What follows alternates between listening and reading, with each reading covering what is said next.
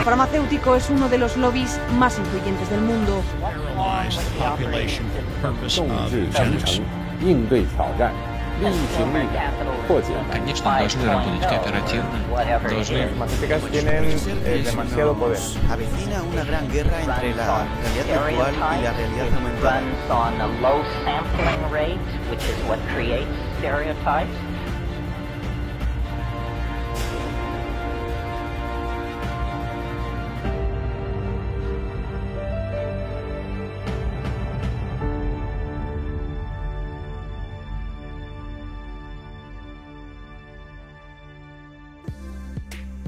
Hola, ¿cómo están?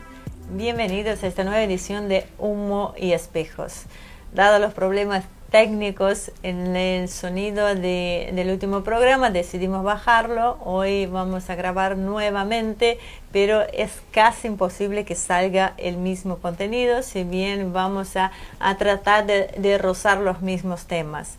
Así que vamos a arrancar nuevamente con Marcelo y con una novedad. Ya salió en Amazon el libro físico. Lamentablemente por ahora es solo por Amazon, pero bueno, Dios quiera que después de esta pandemia podamos retomar las presentaciones normales y tener acá en la Argentina el libro físico. Mientras tanto, les vuelvo a pedir que nos apoyen a través de la compra de los libros de cómo Putin puso de pie a Rusia y el de la geopolítica clásica a la geopolítica moderna, con el autor que tenemos presente. ¿Cómo estás, Marcelo? ¿Cómo estás? Bien, así que, bueno, yo no dejo de sorprenderme con el libro sobre Rusia, ¿no? Sobre Putin, porque en ambos libros abordamos una actualidad como si hubiéramos previsto la post-pandemia, digamos. Lo que pasa es que yo creo que la idea del libro sobre Rusia era enfocarse en conocer el pensamiento de Rusia. O sea, cómo piensan los rusos, porque nosotros tenemos la tendencia a trasladar nuestras experiencias a otros pueblos. Entonces los chinos piensan como si fuera un occidental viviendo en China, los rusos... Bueno, esa historia a veces sirve muy a grandes rasgos, cuando uno quiere ver un poquito más en profundidad qué es lo que está pasando con un pueblo, y de ahí tratar de predecir cuáles son los caminos y entender el porqué de los comportamientos. Hace falta entender algunas cosas.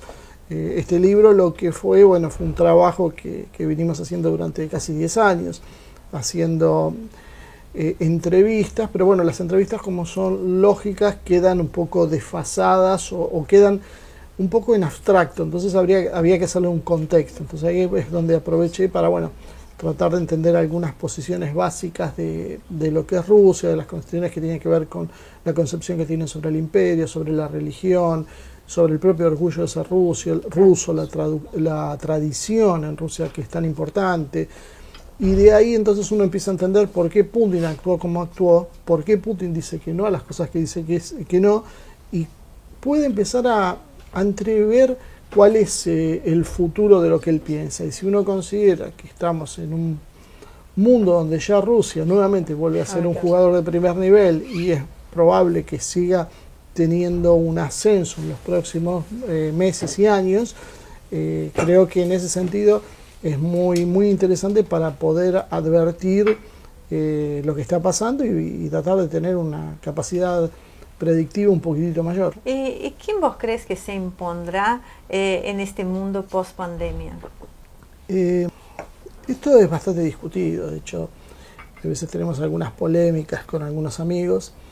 En mi opinión, y creo que es la más generalizada en este sentido, creo que estamos yendo hacia un mundo tripartito, donde vamos a tener tres poderes: Estados Unidos, China y Rusia, en reemplazo de lo que fue hasta los años 90, vivimos durante el siglo XX, después de la Segunda Guerra Mundial, de Bretton Woods en adelante, un mundo dividido en dos campos. Pero a partir de los años 70 empieza a surgir un nuevo actor, que es un actor transnacional, es un actor que no tiene bases territoriales, que su fuerza se basa en la capacidad financiera, que se fue expandiendo y que fue subordinando a las naciones, casi como podríamos decir, como que las fue colonizando, como tanto que estaba de moda el tema del virus que usa las estructuras celulares para replicarse. Bueno, esto es una cosa parecida. Han empezado a usar las naciones poderosas como una forma de potenciarse a sí mismo, y en algún momento, a partir de los años 70, a partir del 71, cuando Nixon, esto ya alguna vez lo hemos comentado, cuando Nixon rompe con el patrón oro, se liberan muchos capitales. En el año 99 Bill Clinton deroga la ley Glass-Steagall, que dividía la banca en dos categorías, inversión y comercial. Entonces, a partir de ese momento, con las manos libres y la caída de la Unión Soviética 10 años antes, esto se transforma en algo absolutamente hegemónico, y ahí es donde vemos el surgimiento de los TLC, donde vemos que empieza a aparecer con fuerza. En la conferencia de Beijing se ve el tema de la mujer con la perspectiva de género actual. Todas estas cosas empiezan a surgir a partir de ese globalismo financiero. Entonces el mundo hoy empieza a ver cómo este globalismo empieza a tener reveses. Primero Trump gana las elecciones y viene con un proyecto distinto, la voz de los que perdían con la globalización, y esto no es una apelación romántica, no es los pobres, no, es simplemente los sectores capitalistas que habían perdido con este proceso de transnacionalización, pero que eran todavía muy fuertes en Estados Unidos. Procesos similares se dan en Europa, más o menos exitosos, con particularidades. Algunos son unos nacionalismos de corte más inclusivo, otros son un poco xenófobos, pero en líneas generales tienen todos un patrón cultural que lo hace oponerse a este globalismo. Entonces esto se suma al resurgimiento de Rusia y la aparición o la reaparición, porque China históricamente fue una de las grandes potencias en el mundo, de China. Entonces ahí vemos un eje tripartito: China, Rusia y el Estados Unidos de Trump, y esto es importante aclararlo. El Estados Unidos de Trump y no el Estados Unidos de Obama, que ese es el otro enemigo. Entonces vemos que la confrontación entre estos grandes poderes, podríamos decir de corte más bien nacionalista, y los poderes internacionalistas del globalismo financiero colisionan frontalmente en Estados Unidos. Es como hoy es el campo de batalla más importante. Yo creo, y todo indica, que el ascenso de China y Rusia era irrefrenable, y la posición de Trump era, ya muchas veces también lo dijimos en el programa, pragmática, de decir, bueno, ya no da para ser la potencia hegemónica, seamos uno de los tres polos del nuevo mundo. Pero bueno, estos sectores globalistas financieros que venían controlando esto hasta hace 4 años atrás, y que siguen igual con inmensa cuota de poder, tal vez no estén tan de acuerdo con que esto pase así, y bueno, ahí empiezan las especulaciones de que pudo haber sido lo que pasó con el tema del SARS-CoV-2.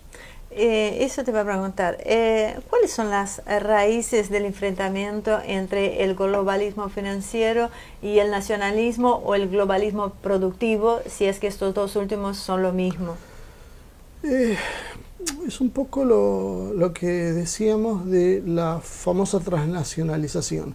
Cuando se empiezan los problemas de replantear las estructuras mundiales, las organizaciones financieras empiezan a reorganizar los sistemas productivos en función de sus beneficios. Y ahí vemos la aparición de las cadenas globales de valor que hoy conocemos.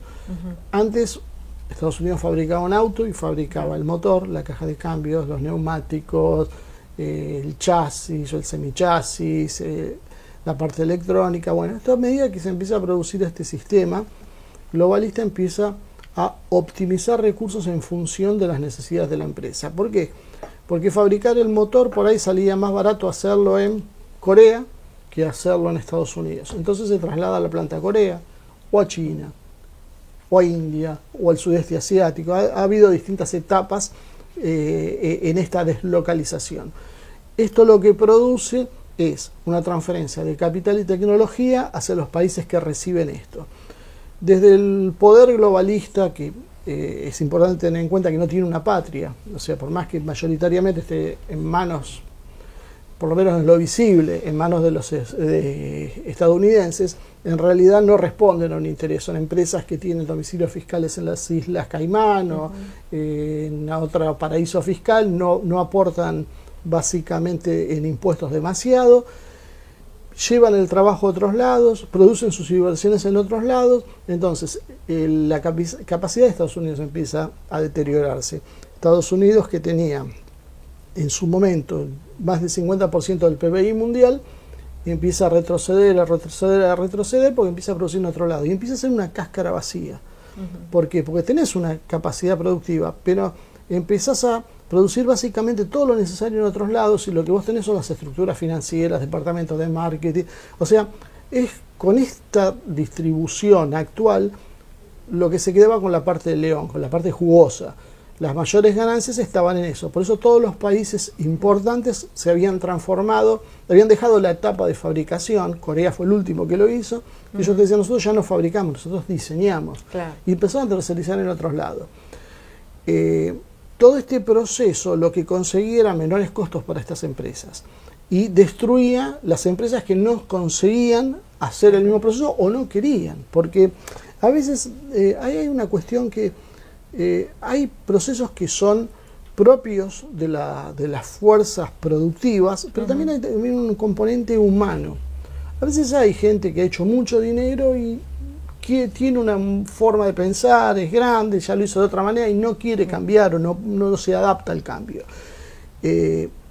Estos procesos lo que generó es resentimiento, caída de trabajos en Estados Unidos, en Europa occidental, el famoso estado de bienestar en Europa se fue dinamitando en los últimos años, se generó un modelo de alternancia socialdemocracia, conservadurismo liberal, que básicamente todos hacían lo mismo, sino que alguien intente explicarme la diferencia entre un laborista y un conservador en el Reino Unido en los últimos años, o el PSOE y el PP en España, o entre demócratas y republicanos en Estados Unidos. Son imposibles de diferenciar los gobiernos, salvo una posición menor, que si uno está a favor o en contra del aborto, si está a favor o en contra del matrimonio homosexual.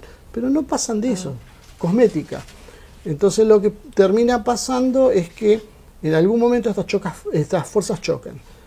Los capitales que perdieron, más toda la clase media que empezó a caer en la pobreza, más todos los pobres, los famosos rednecks norteamericanos, toda la gente que quedó desfasada de los sistemas productivos, se coaliga detrás de alguien, y en este caso fue Trump. Y este globalismo financiero que vos siempre decís que es apátrida, ¿no? ¿Puede haber sido o podrían haber subestimado los países asiáticos o China, por ejemplo, cuando llevan para producir, ya sea en China, ya sea en los países, después vino el sudeste asiático? O sea, eso fue lo que permitió a que durante estos años ellos hicieran este proceso de reacomodamiento, porque China no solo fabricaba, sino que trataba de quedarse con el know-how, digamos. Eso daría, te digo, para hacer varios programas, tratar de entender qué fue el proceso. Tal vez confiados en que habían hecho deslocalizaciones productivas en algunos países africanos, muy poco, algo en América Latina. Quizá esto dio una falsa sensación de seguridad, en el sentido de que, bueno, lo controlamos fácil el proceso, pero chocaron con civilizaciones milenarias. O sea que cuando Estados Unidos nacía como nación independiente, estos países tenían miles de años de historia. Entonces, contener estas naciones y pensar que uno las va a manipular a su antojo no es tan simple, y creo que se llevará una sorpresa. Creo que el globalismo apuntó a este modelo, mientras, vamos a tomar el ejemplo de China, que es el más claro, mientras el Partido Comunista, que ha mutado muchísimo, ¿no? Y hoy el Partido Comunista no es el Partido Comunista de Mao, el Partido Comunista es un partido comunista que abreva las tradiciones chinas, es nacionalista. Muchos lo consideran como parte de una dinastía, como si fuera una dinastía más de la historia de China. Aprovecha estas condiciones y va generando un proceso propio. Van tratando de tener el perfil más bajo posible, de no sobresalir, de no confrontar, van absorbiendo el capital, absorbiendo la tecnología y siguiendo el mismo proceso que hizo Japón y después que hizo Corea. Primero recibió, después copió, después que copió empezó a producir de mala calidad, pero produjo, después empezó a producir de mejor calidad y después tuvo una fase de diseño propio y se independizó. Bueno, el problema es que China no es Japón, es 10 veces lo que es Japón. Claro. Entonces, esto es lo que cambia el juego. Y aparte Japón, y al igual que Corea, siguen siendo naciones ocupadas, siguen estando las bases militares, siguen dependiendo estructuralmente de lo que era Estados Unidos. Entonces, en cierta medida, creo que era fácil controlarlas, pero se le fue de las manos China porque era demasiado, por la historia, por la densidad poblacional, por la estructura y la forma de pensar y de sentir. El chino, a diferencia de que mucha gente cree, es extremadamente nacionalista. O sea, los chinos dan su, no diría su vida, probablemente también lo hagan, pero enfocan su vida en beneficio de su país. Y todas estas cosas en Occidente, precisamente a partir de cierto relativismo, se fueron perdiendo. Entonces, no sería nada descabellado pensar que si se subestimó la situación de China, China aprovechó y se transformó en una megapotencia mundial. Entonces hoy ya está fuera de control de los estándares occidentales. Yo no soy muy partidario de los que dicen no, porque lo que pasa que la corona británica, sí hay una dependencia de determinados sectores financieros británicos, pero yo creo que nunca las élites occidentales lograron penetrar China porque es un mundo diferente. O sea, es una civilización, es como si fuera un planeta distinto. Entonces, como pueden penetrar las élites argentinas o brasileñas y manejarlas a su antojo, claro, no pueden hacer lo mismo con las chinas. Yo no soy de los partidarios de decir que son un títere británico o algo así, creo que no. Es porque es imposible no trazar un paralelo entre estos países asiáticos que nombraste, tanto China, Corea, Japón, el sudeste asiático. No digo con Occidente, pero al menos con Latinoamérica, quizás por nuestra propia juventud como naciones, pero tengamos Argentina como modelo nada más. Argentina tuvo la posibilidad de ser una potencia, tuvo esta posibilidad de recibir, de aprender y de hacer su propia producción, pero hay unos vaivenes tan grandes que... Y aparte acá no es que duran 50 años, o sea, en la Argentina hay un fenómeno muy particular, es que los cambios, tanto internos como internacionales, se ven afectados por cada gobierno, por decirlo de alguna manera. Yo creo que la diferencia básica es la tradición cultural. Yo creo que, como hablabas de China, olvidémonos de las dimensiones de los países que son incomparables, ¿no? China tiene una tradición de siglos, de milenios, donde piensan de una manera, actúan de una manera, tienen un orden social establecido. No es fácil, como decíamos antes, culturalmente penetrarlos. La Argentina es un país joven, tiene élites que han quedado mirando en su momento a Francia, a Inglaterra, entonces ahora a Estados Unidos. Hay una falta, yo creo que de nacionalismo en un sentido amplio de la palabra. No hablo de un patrioterismo, sino hablo realmente en el sentido profundo de lo nacional, en el sentido de una concepción como sociedad. Entonces, a partir de eso, es muy complicado poder estructurar una respuesta como nación, como sucede en el caso de China.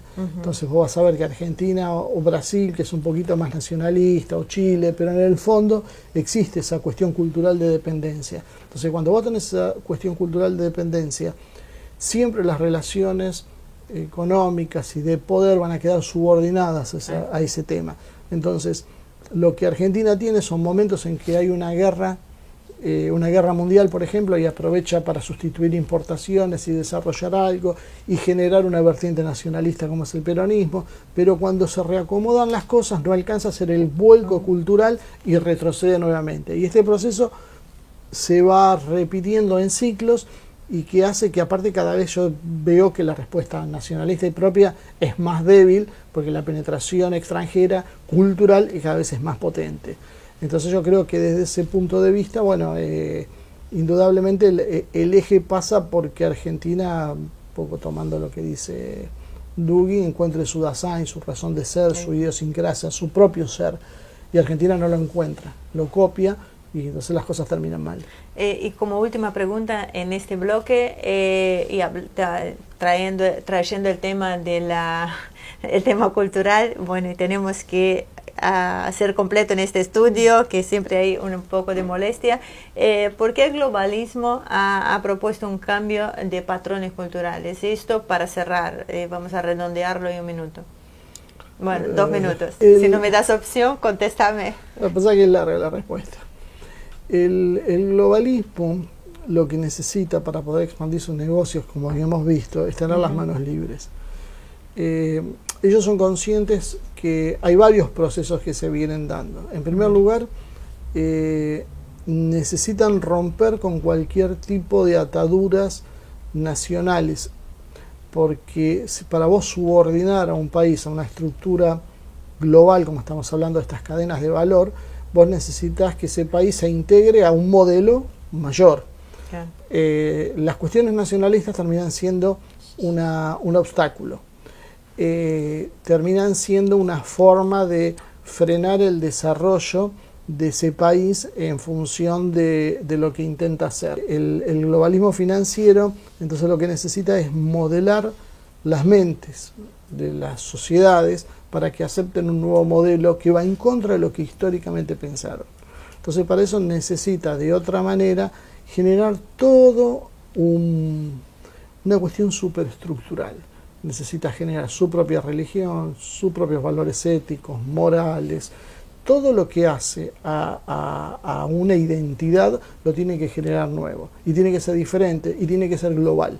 Por eso vemos como hablan de un ciudadano global, a diferencia, y puede haber peleas entre izquierdas y derechas, pero son todas internacionalistas. ¿Por qué? Y porque cualquiera que intente hacer lo contrario se lo va a descalificar rápidamente como fascista. ¿Por qué? Porque estas dos son dos vertientes de lo mismo. Esta posición liberal por izquierda y por derecha, en realidad lo que esconde es un pensamiento único, individualista, materialista y hedonista, que es lo que genera cada uno de las respuestas que después va a tener el sistema, y que son las que ellos quieren, porque vos necesitas un modelo con esas características. Cuando vos lográs instalar eso, después un TLC, una subordinación del país a lo que diga un organismo supranacional que depende de las Naciones Unidas, que ellos van a controlar después con sus corporaciones, como se ve claramente ahora que está de moda hablar de la OMS, la Organización Mundial de la Salud, básicamente es una organización que cuida los negocios de las empresas farmacéuticas y funciona con esa lógica. Entonces ahora todos vemos eso. Bueno, eso pasa con todo, con la UNESCO, con lo que sea. O sea, estas organizaciones cooptaron ambientes que por ahí no estaban muy atendidos, porque parecían casi, hasta te diría, de segundo rango para la problemática de las naciones, y desde ahí empezaron a presionar. Entonces ahora necesitan cambiar la estructura mental de esas naciones, de esas sociedades, de esas naciones, para permitir el vuelco hacia un modelo donde no existen más los estados y las soberanías, y sí existen valores transnacionales que ellos van a dictar. Entonces ahí es donde nosotros empezamos a ver los cambios de patrones culturales. O sea, lo que están haciendo es remodelándonos para que luego nosotros aceptemos lo que va a venir. Y entre lo que va a venir y el problema más grave es, ellos saben que los cambios tecnológicos están haciendo que cada vez se necesite menos mano de obra. Entonces, al sobrar gente y faltar empleo, y algo que se va a prolongar a futuro, en realidad se va a profundizar, lo que ellos necesitan es primero contener la expansión demográfica, y eso lo hacen a través de todas las políticas que uno está viendo, que van desde el aborto, la eutanasia, el género. Todas son políticas que están alineadas con el mismo sentido: bajar la cantidad de nacimientos en el mundo, y si se puede promover la mortalidad, mejor, porque es más rápido el proceso. Después hay una segunda etapa, que es la que puede ser las guerras o epidemias, o hay teorías para todos los gustos, que pretendan acelerar el proceso, porque viene bastante lento, y lo consiguieron frenar en los países desarrollados, que tal vez era el objetivo secundario, y el primario, que un país como Brasil, Nigeria o la India frenen su crecimiento, no lo pueden lograr. Entonces eso produce tironeos, y produce una cuestión de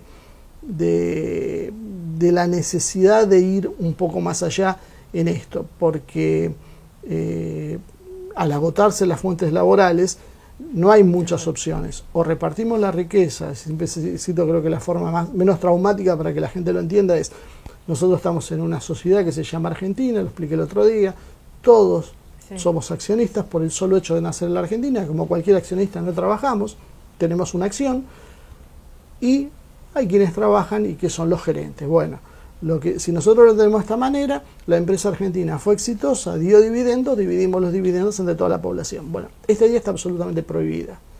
Recién ahora empieza a verse que o hacemos algo, o con la pandemia la gente no trabaja y le tenemos que dar algo. Acá particularmente en la Argentina hay muchísima resistencia con esta idea.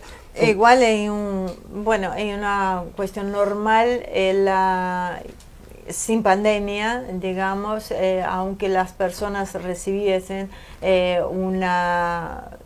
¿cómo podría decir? Una asignación universal, podría trabajar de todas formas. En esta pandemia hay una particularidad que no puede trabajar. Pero pasa que puede ser un muy mal ejemplo, porque si ahora funciona el sistema, alguien puede decir, bueno, ¿y por qué no lo seguimos implementando mañana? Ojo con el tema de asignación y renta universal, porque algunos liberales, sobre todo,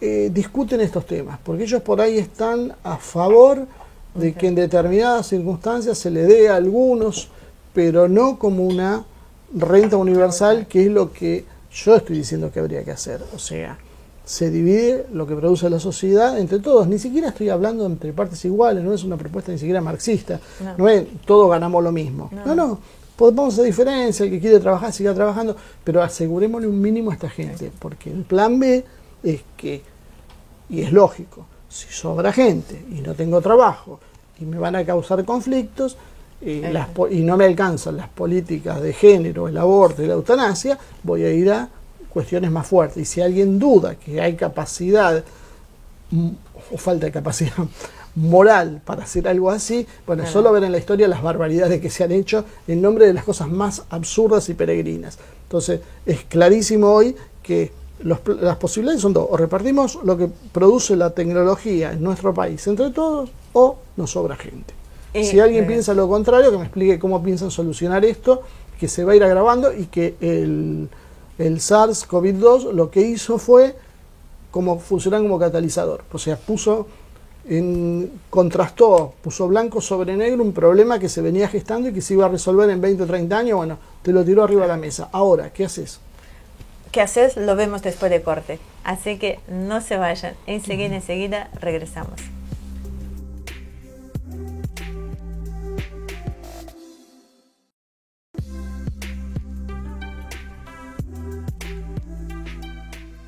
Muy bien, ya estamos de regreso. En este segundo bloque seguimos analizando lo que está sucediendo en el mundo.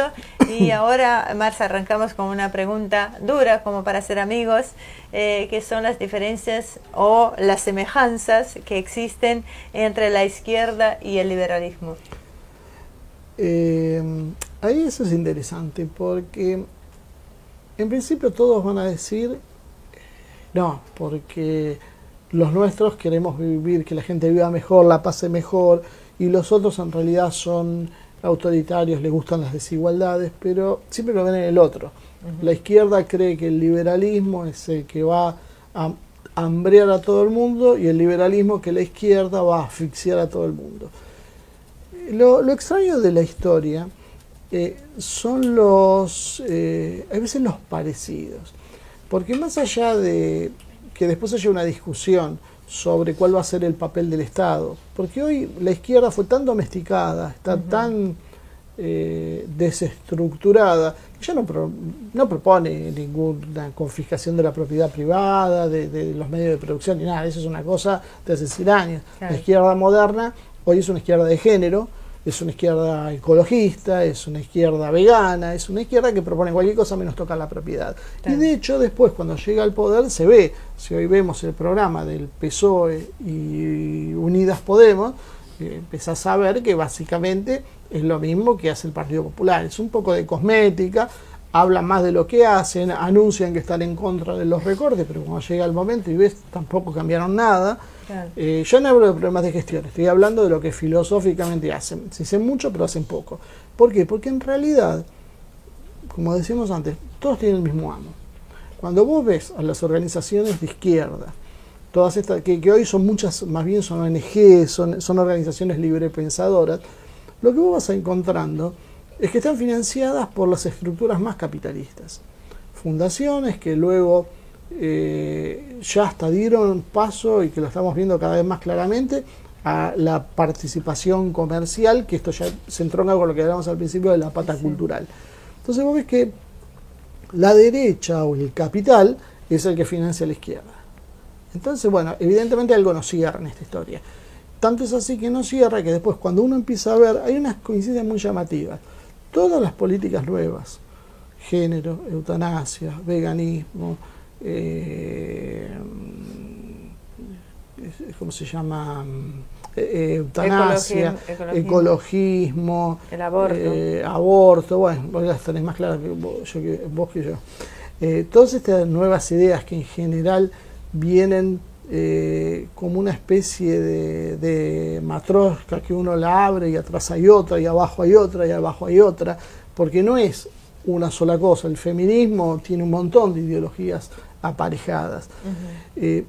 Todas estas ideas son las mismas que tiene la derecha liberal, porque la derecha liberal moderna, que muchos hacen llamar libertarios, en líneas generales no cuestionan que esté la cuestión moral de si está bien o está mal ser gay, o si el feminismo es autoritario, cuestiona o quiere que la mujer salga a trabajar o no. La verdad no les importa nada. Lo único que ellos promueven, o sea, que protestan y que se oponen, es a la imposición, por sus principios libertarios. Pero en realidad, dejando de lado el tema de la... O sea, no están en contra del lenguaje inclusivo, están en contra de que te obliguen a usar el lenguaje inclusivo. Pero el lenguaje inclusivo también, salvo... Hay minorías en la izquierda, hay minorías en la derecha liberal que no, que son más fieles a los que dicen, tipo que son libertarios muy utópicos, que denuncian el papel de las corporaciones y todo eso, pero son, ya tengo, una minoría aislada y no apoyada por el poder, y dentro de la izquierda tenés algunos grupos marxistas-leninistas clásicos que intentan decirle, muchachos, le estamos errando en lo que estamos yendo, pero tampoco son muy escuchados, se los tilda ambos de fascistas y otra cosa. Entonces, hay una semejanza que, si uno lo mira profunda, tiene que ver con el pensamiento iluminista, con todo lo que se produjo en los últimos siglos, y que va en contra de esta cuestión más tradicionalista, nacional, de valores. Mirá, por ejemplo, el ejemplo clásico por ahí podría ser la religión. Para la izquierda es el opio de los pueblos, es opresora, es capitalista. Para los libertarios es una forma de distraer a la gente, de sacarle plata. Es una forma también de reflejar la ignorancia y el embrutecimiento, porque cualquier persona cultivada, para la izquierda o para la derecha, no es religiosa. Después resulta que esto, cuando vos lo contrapones con lo que, los procesos históricos, realmente es absolutamente falso. Si querés un día hacemos un programa para hablar, porque no es así, pero es falso. Pero sin embargo nuevamente coincide, todos son anticlericales, todos son antirreligiosos. Entonces empezamos a ver, si hablamos de ecología nos encontramos con lo mismo. Cada una de las ideologías que hoy estamos viendo, cada una tenemos esa coincidencia. Entonces por ahí lo que habría que preguntarse es si realmente son tan diferentes como nos quieren hacer ver, o lo que estamos hablando es que básicamente son dos perros con el mismo amo. Y vos siempre estás diciendo que la izquierda no es anticapitalista. ¿En qué te basas para decir esto? Un poco lo que decía antes, no cuestiona básicamente la propiedad privada. Fíjate lo que nosotros estamos hablando de una asignación universal. Claro. El solo hecho de que porque vos nacís en un país se te den condiciones mínimas de sustentabilidad. Bueno, en eso yo coincido con vos y trato de que se entienda el tema de la asignación universal. Es porque es obsceno a veces uno ver la riqueza que hay en el mundo, la riqueza que hay alrededor de uno. O sea, no puede ser que las personas vivan tan ostentosamente y otras que se la están muriendo de hambre acá. No hace falta que vayamos siquiera a la calamidad del interior de nuestros países, sino a las nuestro periferias lado. de las ciudades, periferia. dentro de las mismas ciudades. ¿Qué pasó nomás con los miles de personas durante esta pandemia que estaban viviendo en la calle en la Argentina? No se habla de esto. Entonces, ¿cómo puede alguien no entender la necesidad de que haya por lo menos una miga de pan para todos? Normalmente esto se basa en la confusión, en creer que si yo soy de clase media acomodada, si yo tengo una empresa, si yo me puedo ir una vez por año de vacaciones a Europa, y mirá que no te estoy diciendo lo que hace cualquiera de clase media, es una clase media alta. Sí. Soy parte de la élite. Y no sos parte de la élite, porque vos estás atada a la suerte de los más pobres. Entonces lo que a vos te termina pasando después es que la élite, cuando toma decisiones, son siempre en contra de tus intereses. Pero como vos culturalmente sos parte de esa élite, no lo entendés y el problema son los pobres. Hoy pudimos advertir, gracias a esta pandemia, que una clase que está agarrada con alfileres es la clase media, porque la clase más pobre siempre se está tratando ahora de dar, es incluso hasta contradictorio con lo que yo estaba diciendo, se trata de ayudar de alguna manera, pero déjame terminar, Ramírez, en mi razonamiento, 15 segundos, pero la clase media se ve terriblemente afectada en eso. Aparte, a la clase media suele ser orgullosa, porque la clase media no está acostumbrada a vivir del Estado. Entonces, es bastante complejo. Pues te decía de la cultura, porque este proceso que hoy estás viendo es el proceso que llevó a Trump a ganar las elecciones. O sea, tipos que son de clase media, que no pueden seguir siendo de clase media, simulan ser de clase media, se sienten de clase media, pero cuando vos ves los ingresos no son más de clase media, no tienen acceso al consumo que era propio de la clase media. Y esto pasa porque el proceso de acumulación de capitales se va acelerando. Hay una pequeñísima minoría que cada vez tiene más, pero a la vez esa pequeñísima minoría primero despojó a los más pobres. Claro. Algunos eran pobres históricos y otros eran clase media que pasaban a ser pobres. Pero cuando vos ya sos pobre al nivel que estás viviendo y no tenés nada, ¿qué te pueden sacar? Claro. Nada. Entonces el discurso a veces de los pobres termina siendo vacío, sin referencias concretas y reales. Porque a ese pobre ya nadie le va a sacar más nada, porque simplemente no quedó nada para sacarle. Claro. Entonces, ¿qué hacen? Vas por el escalón que sigue, que es la clase media. Por eso tenés el problema en Europa, en Estados Unidos, y ahora lo tenés acá. Cuando llega el problema con la pandemia, se ve todo mucho más cristalino y uno cree que es por la emergencia, pero no es por la emergencia. La emergencia transparentó lo que ya estaba empezando a pasar.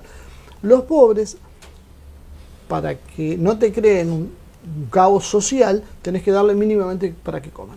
Entonces generás un montón de planes sociales que además son una estructura política que permite la injerencia sobre determinados sectores para de esa manera vos conseguir poder político. Una cosa se retroalimenta.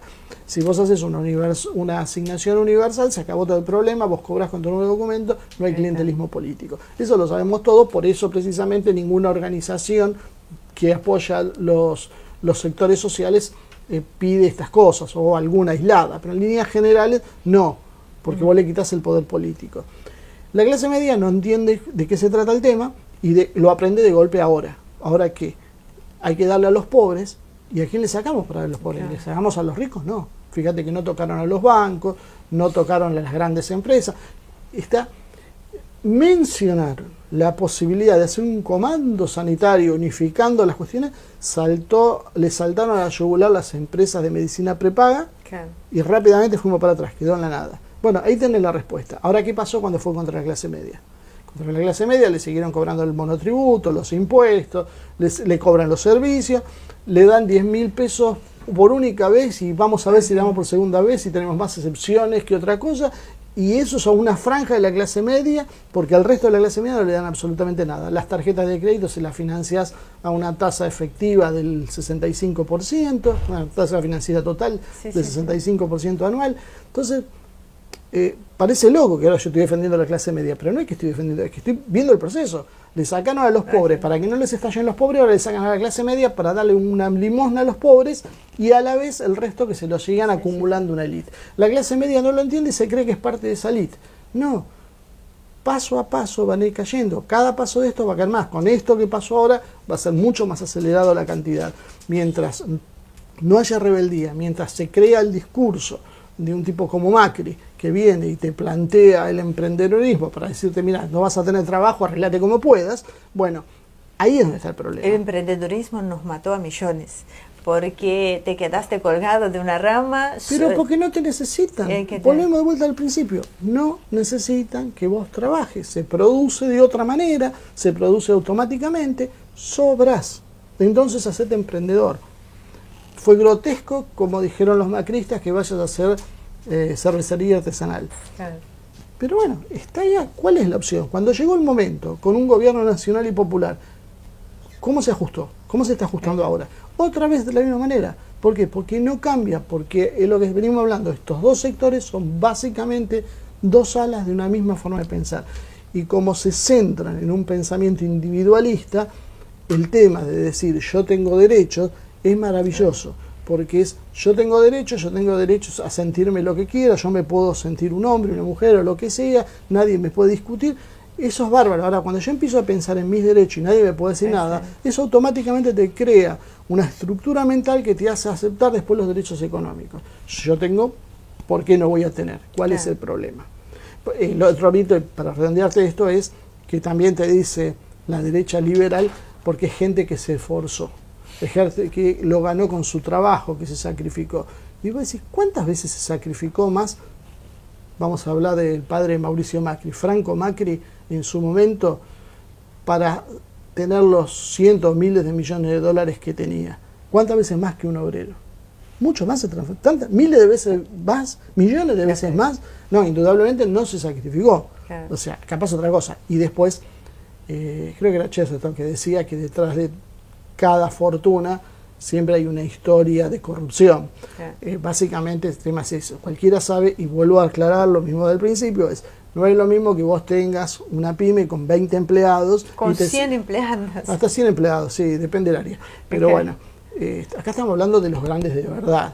Sí, sí, sí. Esa gente ni se hizo la plata trabajando, hizo la plata con los negocios con el Estado, en su enorme mayoría, no pagó impuestos, hace ilusión fiscal, o sea, busca mecanismos legales para no pagar los impuestos que vos pagás, porque no podés pagar ni abogados ni contadores que te puedan dar eso, porque lo que vos podías llegar a evadir no alcanza ni para pagarle media hora a un abogado de esos o a un contador de esos. Okay. Entonces, todo el sistema está quebrado por dentro. Lo que hace ahora la pandemia es exhibir obscenamente lo que está pasando. Lo muestra, te lo pone blanco sobre negro arriba de la mesa.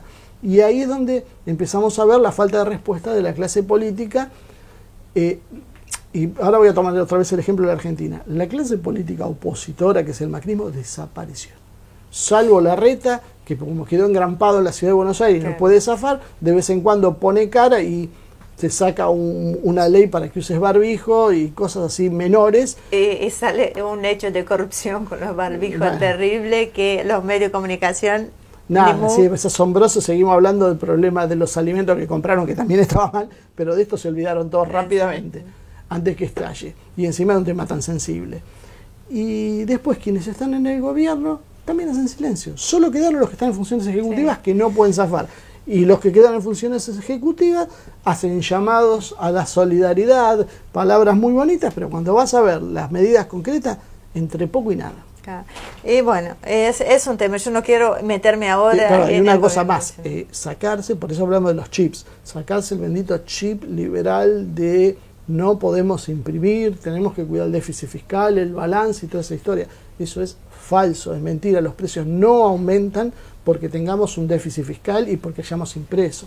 Aumentan porque tenés una empresa o dos que proveen un producto que es esencial para la población y nadie les pone un límite a estas empresas. Eso es todo el misterio.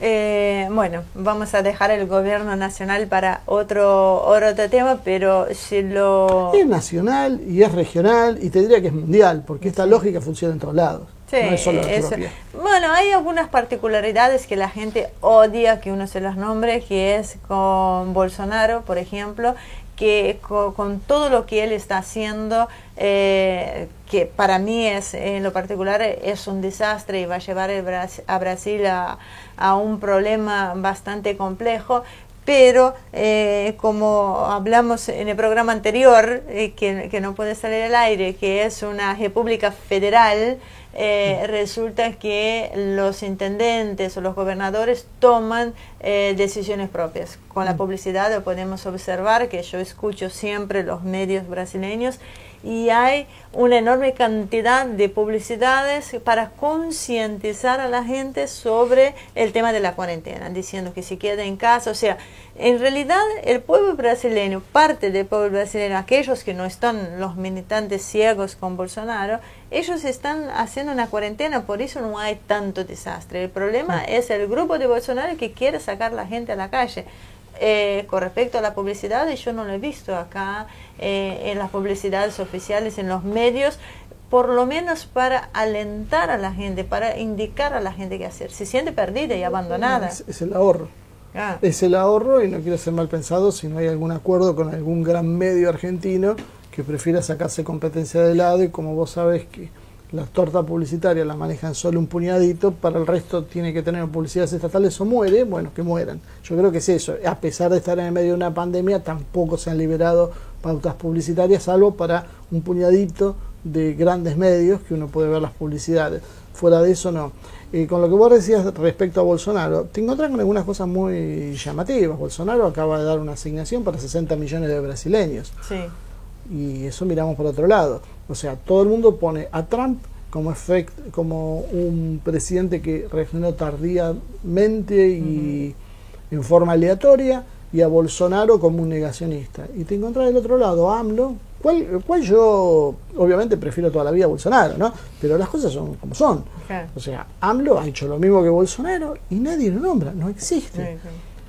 El Pedro Sánchez en España tiene mucho que jactarse adelante de Trump, con todo lo que hizo para poder hacer el 8M y negó todas las informaciones que había, que esto probablemente termine en un escándalo mucho mayor porque causó miles de muertos. Holanda, bueno, Holanda también, pero ¿cómo se llama? Suecia. Suecia, sí, es un problema. Nada, no está haciendo absolutamente nada, confiando en que la gente por las suyas pueda. Entonces, en medio, como que elegimos ejemplos aleatorios según sirven a nuestro interés. Entonces, la derecha conservadora de Trump es la que mata a la gente por no hacer la cuarentena, y la izquierda la cuida. Después, cuando vemos el ejemplo contrario, tenemos que nada que ver, se te alinean gobierno de derecha, de izquierda, de un lado y del otro. Bueno, se eligen los ejemplos sin saber mucho qué decir, tanto a nivel presidencial como algunos medios de comunicación. Lo pudimos observar en lo que dijo Alberto Fernández de Chile, y el presidente salió a contestarle. Y bueno, pero bueno, esa es la segunda que no vayamos a este tema, porque quiero cerrar en unos minutos el programa, pero no quiero irme sin hablar de una posible alianza. Nosotros hace rato que venimos diciendo, incluso antes de esta pandemia, hay un posible eje que es Putin y Trump. ¿Sí? ¿Vos crees que esto es posible? Bueno, un poco, cuando empezamos el programa, hablamos un poco de estos temas, y yo te decía China, Rusia y China y el Estados Unidos de Trump. Yo creo que más allá de las diferencias que hay, creo que hay que entender conceptualmente que esto es una unidad ante un enemigo en común. El globalismo apunta a llevarse todo puesto. Entonces, al llevarse todo puesto, eso incluye a China, a Rusia y a Estados Unidos. O sea, este es el error de concepción que mucha gente tiene. Esto no es un modelo de Estados Unidos para dominar el mundo. Por eso yo soy partidario de terminar de hablar del imperio, claro, para decir estas cosas, porque estamos escondiendo el problema. Este no es un modelo de Estados Unidos, este es un modelo financiero que quiere hegemonizar al mundo y que utiliza a Estados Unidos como su gendarme, como su fuerza de choque. Y por eso cuando sube Trump dice que no van a ser más los gendarmes del mundo. O sea, no van a ser más los gendarmes del mundo porque se cansaron de eso, porque no les da tampoco. Pero el problema es, y el juego de esta élite es, vayan a la guerra, destruyanse de ustedes, nosotros reconstruimos el mundo como a nosotros nos gusta. Entonces, Trump está en el mismo bote. Y después todos tienen unas mismas bases compartidas. La idea de nación, la idea de patria, la idea de religión, la idea de lengua, de tradición, de cultura, son similares en sus bases. Cada uno responde a realidades distintas. 250 años de Estados Unidos, 1000 años de Rusia, 5000 años de China. Entonces cada uno habla desde esa posición. Las posiciones chinas no son las mismas que las norteamericanas, que las de Trump, pero sí este sentido general, que es justamente todos los puntos que están bajo ataque del globalismo. Ataca la idea de patria, la idea de nación, la idea de tradición, la idea de cultura, etcétera, etcétera. Entonces, déjame aterrar de esto. Entonces, cuando se produce ese ataque, todos se ponen del otro lado. Acá lo único que por ahí mucha gente podría decir que no encaja es que China también es un país materialista y ateo porque es comunista. Claro. Pero cuando uno conoce un poco China, lo mismo que pasa con Vietnam, se da cuenta que hay una cuestión, una mirada muy eurocéntrica. China es un país muy místico, lo mismo que Vietnam. Tal vez no son a los niveles de la India, pero sí lo son. Sí lo son. La idea en la concepción sobrenatural y la idea jerárquica que les ha dado el confucianismo, que si bien no es una religión, hace las veces en la estructura social de ciertas jerarquías que podían ser equiparadas, te demuestra que la concepción de un bien superior, de una idea de trascendencia sobre la inmanencia de Occidente, existe también en China. Entonces, por eso es mucho más factible un mundo que mañana puede ser que termine en guerras, porque la historia del mundo fue de guerras de naciones contra naciones, claro, que ahora se dividen en zonas de influencia y después un país intente tener predominio sobre otro y esto termina en un nuevo enfrentamiento. Eso puede ser, pero la paz que propone el globalismo financiero no es paz, es una esclavitud para todos y es en forma universal. Entonces, ante eso es donde se te revelan estos jugadores. Que después, ya te digo, no es que vamos a ir al paraíso en la tierra, pero es una realidad que vas a tener un modelo más humano. Bueno, yo creo que hasta acá llegamos por hoy. La verdad, estas charlas está de más decir que me resultan interesantes. Espero que a ustedes también les resulten lo mismo. Así que estamos esperando las respuestas de las preguntas que hicimos a nuestros invitados. Así que pronto ya tendremos un programa con invitados. Así que, Marce, nos vemos en el próximo programa. Muchísimas gracias. Bueno, en cuanto a ustedes, muchísimas gracias como siempre por acompañarnos, por hacernos el aguante. Aquellos que nos criticaron por el sonido del programa anterior, me dolió, pero bueno, tiene razón en el sentido de que vamos a tratar de mantener la máxima calidad con los 0 recursos que estamos teniendo. De hecho, me estoy adentrando a lo que es el tema de la edición, lo cual no es fácil, así que no va a escapar en algún momento, haya algún problemita que yo no lo pueda solucionar. La luz es uno de ellos. Al grabar acá en nuestro mini estudio, la luz hay natural. Fluctuaciones que no podemos evitar, pero bueno. Pero bueno, la cuestión es sobrevivir. Una vez más, les invito a que si quieren adquirir el libro, los libros que escribieron Marcelo. Si a ustedes les parece bien, yo creo que son 2 libros que valen la pena leer: Cómo Putin puso de pie a Rusia, historia, tradición, pensamiento y orgullo para unir una nación, o el de la geopolítica clásica a la geopolítica moderna, el pensamiento de Mohad Farhad Koleini. Ambos están escritos por mi acompañante, mi partener de toda la vida, por Marcelo Ramírez, y creo que les va a resultar muy interesante porque habla mucho sobre primero conocer el pensamiento de Rusia y después sobre qué se espera del mundo que viene. Así que ambos están en Amazon. El de Rusia ya está el libro físico también, y si Dios quiere, en algún momento los tendremos a ambos nuevamente acá en la Argentina. Como siempre, los invito a que suscriban a nuestro programa, a nuestro canal de YouTube, ACTV, canal ACTV, que den like, que inviten a sus amigos, que hagan lo mismo, y como siempre estén acá acompañándonos toda la semana. Muchísimas gracias y nos vemos en el próximo programa de Humo y Espejos.